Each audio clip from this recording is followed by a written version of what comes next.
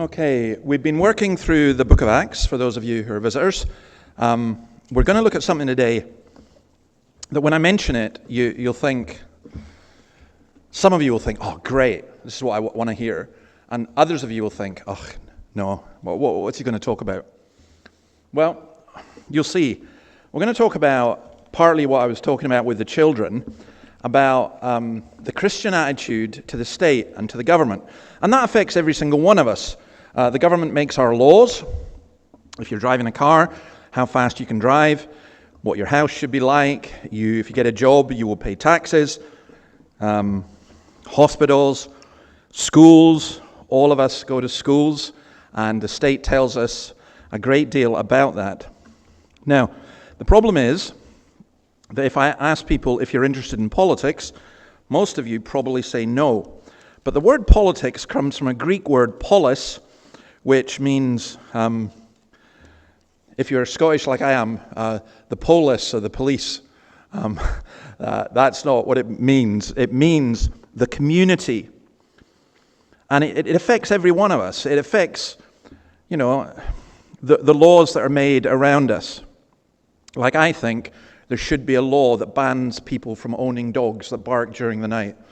Just telling you what kind of night I had. That's, because you make laws to help people. And as I was saying to the children, in school you have laws. You can't just do whatever you want, because that wouldn't be right. Now, the trouble is, what are those laws made on? And if the law goes against God's law, how do we deal with that? So some people would say, look, you mustn't bring politics into the church. And they're right. You shouldn't hear party politics. You won't hear me telling you what party to vote for. And you won't hear political sermons, because our job is to teach the Word of God. And the Word of God has some basic biblical principles. So here's one, for example, 1 Peter 2:13. Submit yourself for the Lord's sake to every human authority, whether to the emperor as the supreme authority, or to governors who are sent by him to punish those who do wrong and to commend those who do right. For it is God's will that by doing good you should silence the ignorant talk of foolish people. Live as free people, but do not use your freedom as a cover-up for evil. Live as God's slaves. Show proper respect to everyone. Love the family of believers. Fear God. Honor the emperor. So you'll see in that already that Christianity teaches that we should have a respect for the government. We don't have an emperor. I was going to say we don't have a king, but we do actually. King Charles. I was just about to break my own rule and make a political statement. I won't. You can ask me what I think about King Charles afterwards. And Anthony Albanese is not an emperor. And, but all the governing aspects that's tied in with this. Now, what does this have to do with Jesus? We're here to learn about Jesus. So what does all this have to do with Jesus? Because he's concerned about the whole of our lives, and he's concerned about the whole world. Every single detail. Jesus said about God that he knows even the hairs on our head. Well, he knows about all the things, including what's going on in our community. And he is concerned about that. So let me read what happens to Paul. So this is at a point where Paul has gone back to Jerusalem. He's got in a lot of trouble. He standed up and defended himself. He's been beaten up.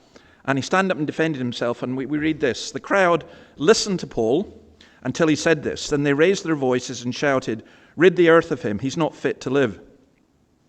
As they were shouting and throwing off their cloaks. And by the way, they're shouting at that point because he said, God wants me to go to the Gentiles, to the non-Jews. And they just didn't like that.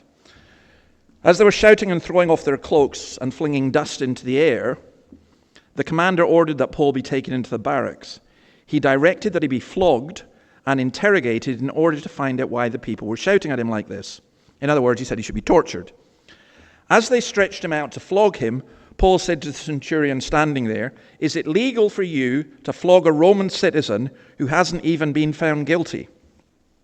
When the centurion heard this, he went to the commander and reported it. "What are you going to do?" he asked. "This man is a Roman citizen." The commander went to Paul and asked, "Tell me, are you a Roman citizen?" "Yes, I am," he answered. Then the commander said, "I had to pay a lot of money for my citizenship." "But I was born a citizen," Paul replied. Those who were about to interrogate him withdrew immediately. The commander himself was alarmed when he realized that he'd put Paul, a Roman citizen, in chains. Now, those of you who are born in Australia, you are citizens. You have certain rights. Some of us had to pay a lot of money for our citizenship. We don't even have it yet, but some of us had to pay a lot of money for our permanent residency permit. But you have that right, and it's not something that should be taken for granted. It's a great thing to be a citizen of a relatively stable and prosperous democracy. Paul was a Roman citizen in the Roman Empire, and that brought a lot of privilege, so much so, first of all here, it stopped him being flogged. And the other thing that it would do is it gave him the right to appeal to Caesar, and that's how he ended up getting to Rome. But in all of that, I thought I would take a slight diversion into asking, what is the relationship between the church and the state? How were the Christians to deal with a Roman emperor who ended up persecuting them? We know that the Roman Emperor Nero, shortly after this period, ended up blaming Christians. This is truly horrific, but he lit the streets of Rome by putting Christians on stakes all the way down the main streets and then putting oil on them and lighting them. It was horrendous what happened. In AD 49, before this period, the Emperor Claudius exiled all the Jews from Rome on account of the riotous behavior that resulted in the synagogues when the gospel was preached.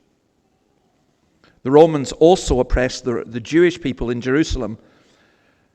About 10 years after this, they were to slaughter almost 1 million of them. It was really, when I think of the persecution that the Jews have undergone, they've always been the people who are being slaughtered. And there was an issue as well about paying taxes, because the Roman authorities wanted the Jewish people, people of every country they took over, and the Jews, this was their country, Israel was their country. The Romans, this is relevant for today, the Romans took it over, expelled the Jews, and they renamed it Palestinia, just as to get rid of them. They hated the Jews. So how were the Christians to react to that? Well, we're going to look at Romans, what Paul taught about this in the book of Romans itself. This is a book that we're looking at our evening at 5 o'clock. And I kind of mentioned that this evening we're going to look at the subject of conscience, which ties in with this as well, conscience in the government and conscience in ourselves and families and so on. But there are some principles that were taught, particularly by Paul, in the New Testament, and they're important principles for us today. So in Romans chapter 13 and verse 1, he says this: "Let everyone be subject to the governing authorities, for there is no authority except that which God has established. The authorities that exist have been established by God." Now, you've got to be really careful here. No ruler could stand up and say, I've been chosen by God. I've been appointed by God. You have to obey me.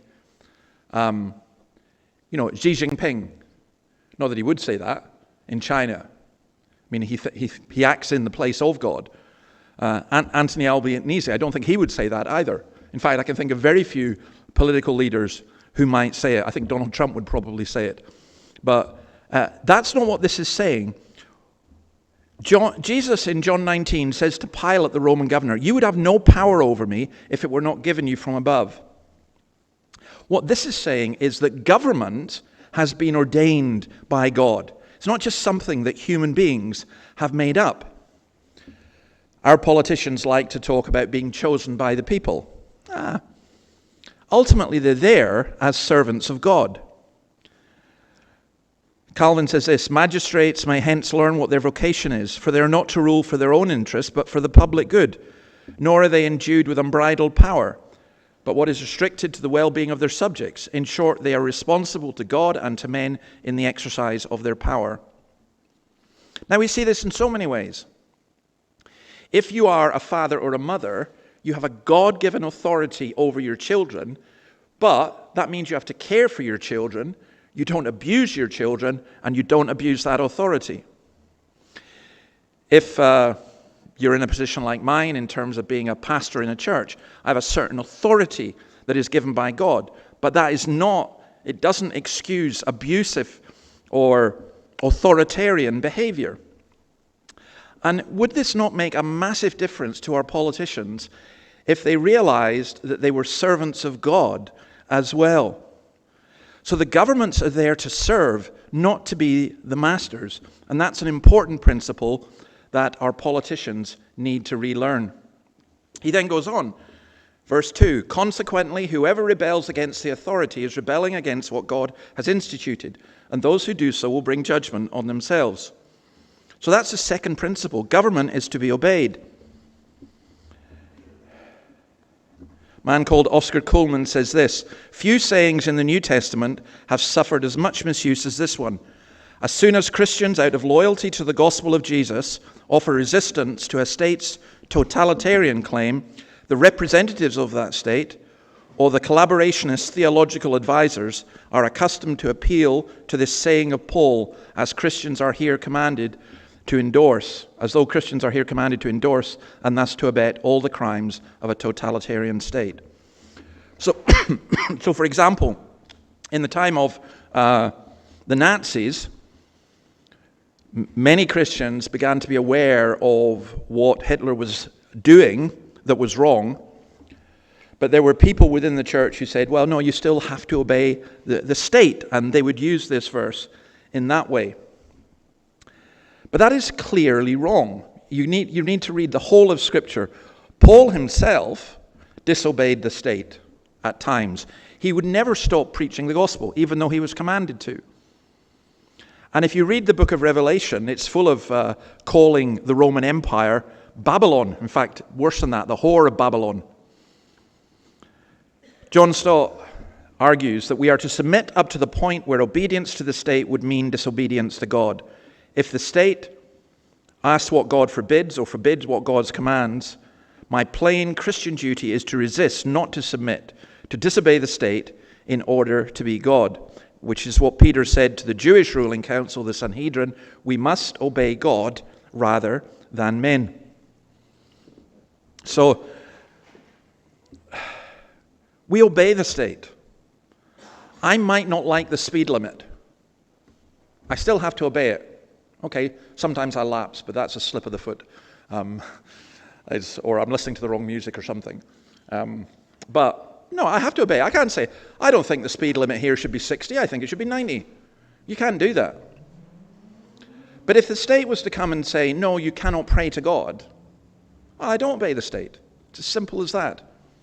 Now, you have to be very careful there, because sometimes there are things that we think are right or wrong. I don't think tax should be 90%, but if it was, I would have to pay it.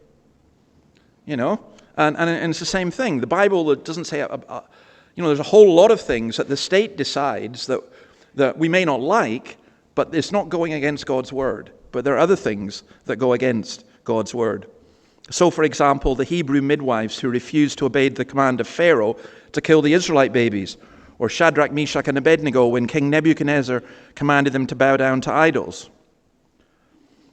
So what we find about Christianity, the gospel is equally hostile to tyranny and to anarchy. Tyranny with an authoritarian government, and anarchy when there's no government. Luther puts it beautifully, the world is conquered and subdued in no better way than by despising it. The spirit of the believer, therefore, is subject to no one, nor can it be subject to anyone. It is exalted with Christ, and all things are subdued at his feet. Third principle, government is to punish and restrain the wrongdoer. For rulers hold no terror for those who do right, but for those who do wrong. Do you want to be free from fear of the one in authority? Then do what is right, and you'll be commended. For the one in authority is God's servant for your good. But if you do wrong, be afraid, for rulers do not bear the sword for no reason. They are God's servant, agents of wrath, to bring punishment on the wrongdoer. Now, I have been stopped more in the past year by the police to be breathalyzed than I was ever stopped in Scotland. And as I'm going up, the road toward Charleston, and I see the police thing. I didn't know the rule actually, and I saw these police cars' lights flashing, and I thought, oh, someone's done wrong, and I was going to drive past them, and this policeman was waving me in, and I thought, no, it can't be me. It must be, but it was me, and I'm thankful that I did turn in, because it could have been an interesting news item in the Herald. And I went, I pulled in, and I wasn't afraid, because I hadn't been drinking. You know, I think if I had been drinking, then I think I probably would have been afraid. You know, what the principle there is saying, look, you don't need to fear the people in authority. Now, if the authority goes bad, if the authority is corrupt, then yes. But, you know, I think we teach people respect, not fear. So the one in authority is God's servant, every servant of the state, the police, the military, the tax, the council. Again, I wish that our political leaders would remember that. And it talks about the sword. They bear the sword. Now, in this context, in this culture, the sword here almost certainly means capital punishment. And, you know, some people argue, they want to say, does the state have the right to take somebody's life? States go to war, for example. There are lots of reasons to be against capital punishment, not least injustice and corrupt governments. But what's being argued here is, in a country where there is anarchy, what happens is this. Joe Blogg goes and hits, you know, Mr. X. Mr. X gets his family to respond to Mr. Blogg. They beat up their family. They go a bit further and they kill their family. They go further and they kill, you know, so you just get this principle of revenge and so on. And the point of the state is that it's meant to punish the wrongdoers. So someone breaks into my house. I don't go and break into their house. Though I can think of one quite interesting example of that. There's a church I know that in Edinburgh where they were in a fairly rough housing area, and someone broke in and stole all their tech equipment. And all the kids who came to the youth club, they were really angry about that, and they said, oh, don't worry about it, we'll sort it. So basically they just went round and stole it all back from the various houses. It was an interesting way of providing justice. But we don't do that. It's the state that's meant to do that. And that's one of the sad things that's wrong when in a country, maybe increasingly, you see wrongdoers being rewarded and people getting away with a lot of stuff. That doesn't really help in justice. But we are not to take the law into our own hands. What about war as a course, as a last course of reaction, perhaps? Yes. Jesus never told the soldiers to leave their posts. But we should never exult or rejoice in war, and we should weep over war. So governments to punish and restrain the wrongdoer.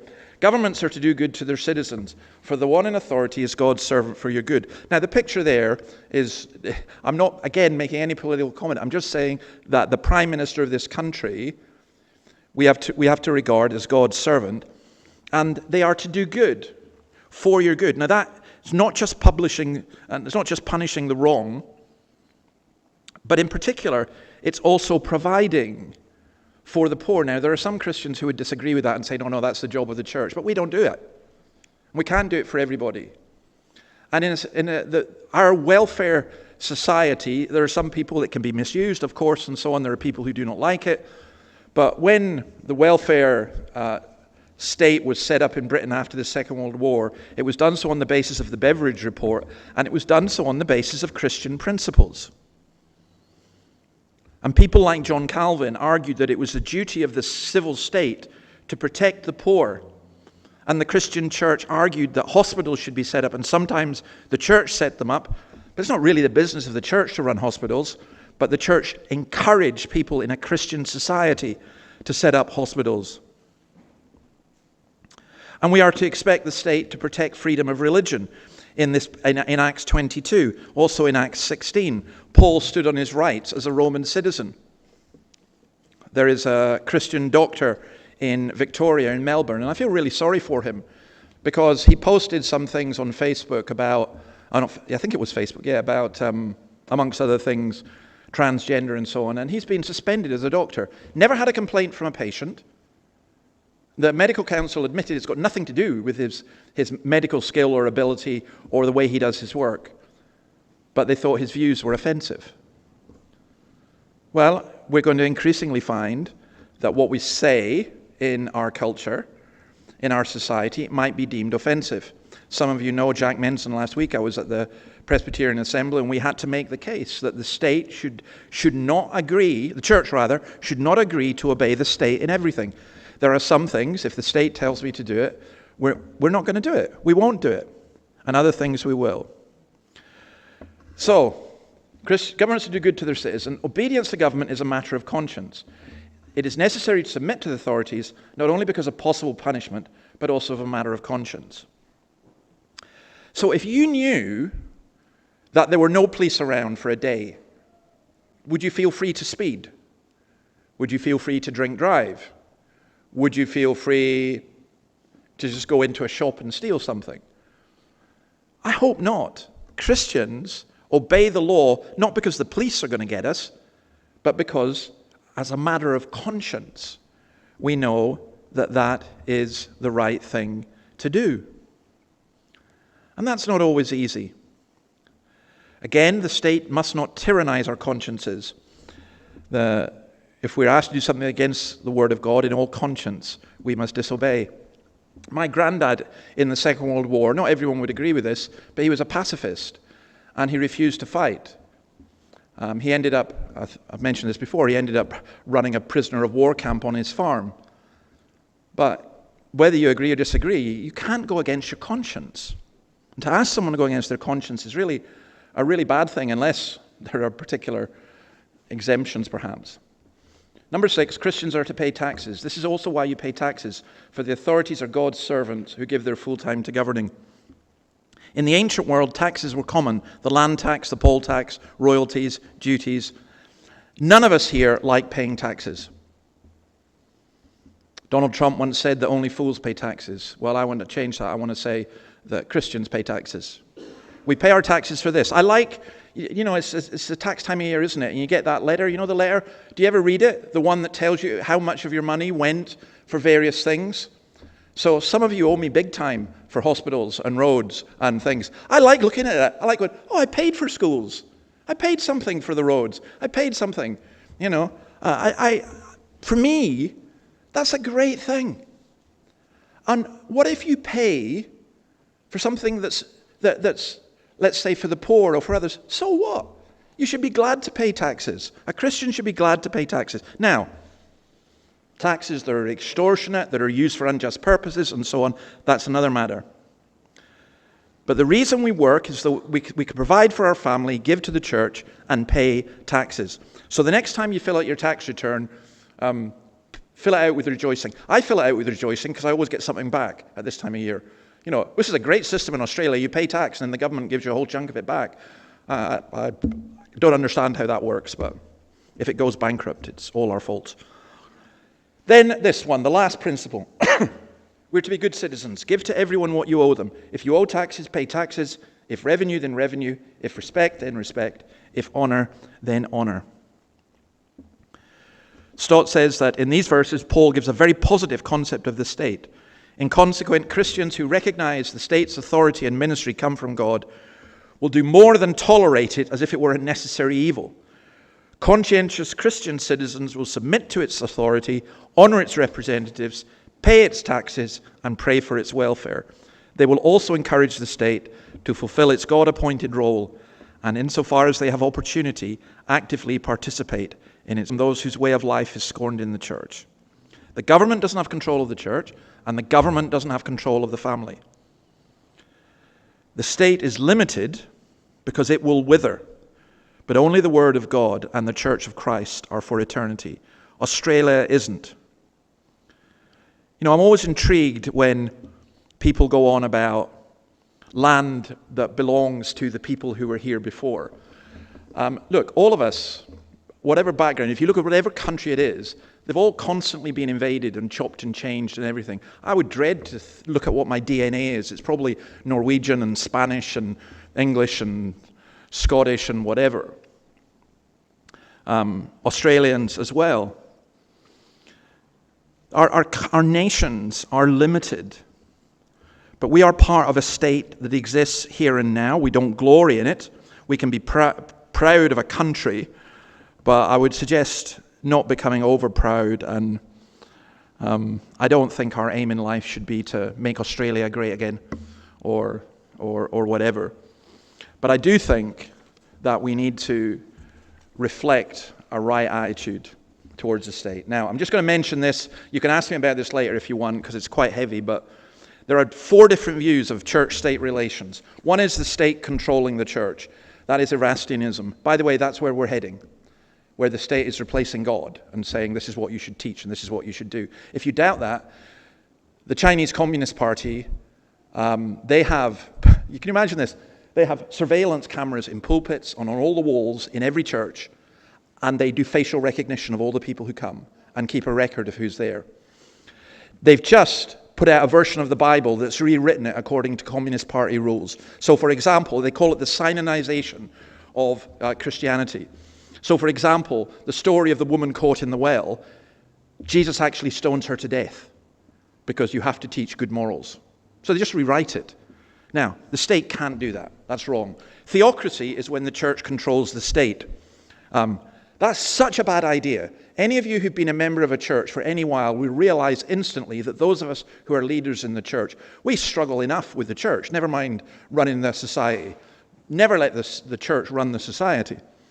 Constantinianism is an idea where the state favors the church and the church compromises with the state. That's also a bad idea. And there's something you won't find this in a book. I just made this word up, but I think it's the biblical principle. Good neighbors and good friends. There's a dual authority. There's an authority of the state, and there's an authority that comes from God. So, what do we do? Well, I'm going to ask the question, should we always obey the government? The answer is no, not always, but usually. We should obey the government. But when the government goes against the word of God, then we don't obey it. If I am a nurse and I am commanded to kill a child, I'm not going to do it. If I am commanded as a preacher to stand up and say something, like if I was in China, I'm not going to do it. And there may be a price that is paid for doing that. But what we have to do is this. We have to pray for kings and for those in authority. Pray for the politicians we dislike as well as the ones we like. I think Christians should get more involved in government and politics. I think we should pray for those who are involved. I know believe it or not, there are quite a significant number of Christian politicians in Australia, and we should pray for them. And I heard recently Jacinda Price speak of her faith. I was very impressed. And we should have the courage to challenge. There was a Presbyterian minister called Andrew Melville, who before King James VI and First of England and Scotland stood up and said to him, "As I have told you many times, there are two kings, and 2 kingdoms in Scotland. There is King James, the head of this commonwealth, and there is Christ Jesus, the King of the church, whose subject King James is, and of whose kingdom he is not a king, nor a lord, nor a head, but a member. Sir, when you are in your swaddling clothes, Christ Jesus reigned freely in this land in spite of all his enemies." So let's say King Charles came to visit this. I know a church he recently visited in Sydney. Apart from the security, there would be absolutely no difference. He should be treated the same as everybody else. You show him due respect, but just because you're a king doesn't mean you're a king in God's kingdom. The smallest child, the poorest person who believes in Jesus is of a higher rank than the mightiest and wealthiest person who does not.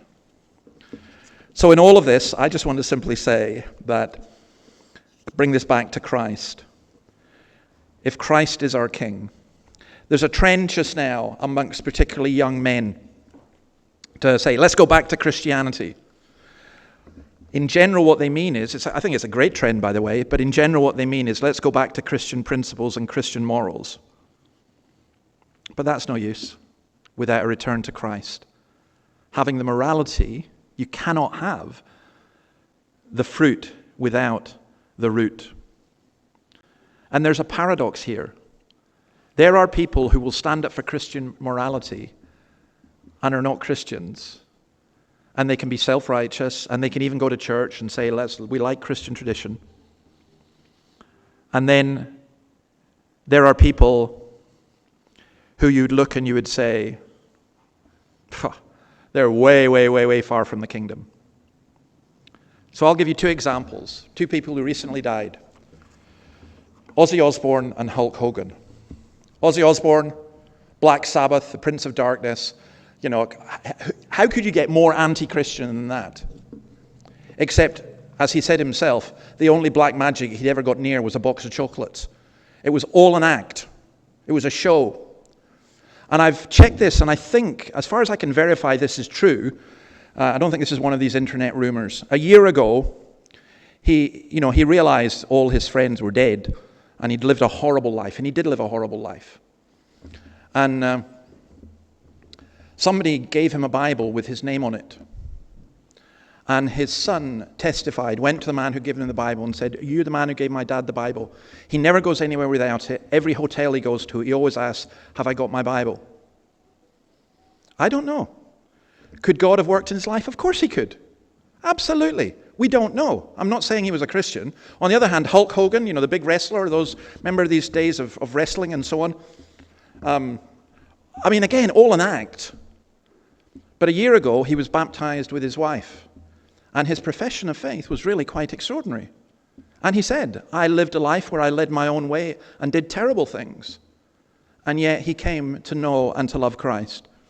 So please listen to what I've been saying. I'm not saying, hey, let's get these Christian principles in place and everything will be fine. No, I'm saying people need to come to know Christ. But when you come to know Christ, you need to know how to react to the state, when you obey it and when you don't. And I've just given you a very basic summary, and if you'd like to talk about it any time, please feel free. May God bless his word to us.